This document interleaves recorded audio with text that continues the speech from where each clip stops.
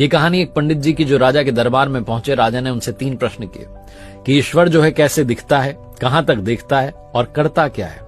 पंडित जी ने कहा आपने मुझे बुलाया लेकिन आदर सत्कार नहीं किया। तो दूध का ग्लास मंगवाया गया। पंडित जी दूध के गिलास में बार बार उंगली डाल करके दूध को बाहर निकाल करके देख रहे थे। राजा ने पूछा कर क्या रहे हो। पंडित जी ने कहा कि मैंने सुना है दूध में मक्खन होता है। राजा ने कहा ऐसे थोड़ा ना मिलेगा, दूध से दही बनाया जाता है, दही को मथा जाता है, फिर मक्खन मिलता है। पंडित जी ने कहा ईश्वर भी ऐसे थोड़ा ना दिखेगा, आत्मा को पवित्र करना होगा नियम से, ध्यान से, अभ्यास से, तब परमात्मा दिखाई देगा। राजा बड़ा प्रसन्न हुआ जवाब से। उसने कहा दूसरे प्रश्न का जवाब दीजिए। पंडित जी ने कहा कि मोमबत्ती मंगाई। एक मोमबत्ती मंगाई गई, उसको जलाया गया। पंडित जी ने पूछा बताइए कहां तक रोशनी जा रही है। राजा ने कहा कि हर तरफ जा रही है, चारों तरफ।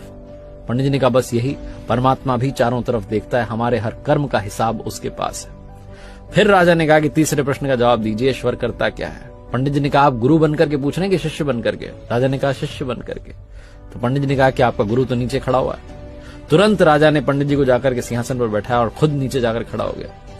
पंडित जी ने कहा बतलाने के लिए रह क्या गया है, बस यही तो ईश्वर करता है, पल में राजा को रंक और रंक को राजा बना देता है। बहुत छोटी सी कहानी जिसका सार समझाता है भरोसा बनाए रखिए, प्रभु सब कुछ संभाल लेंगे, वो सब कुछ देख लेंगे, बस आपकी आराधना में, पूजा में, भक्ति में कमी मत होने देना।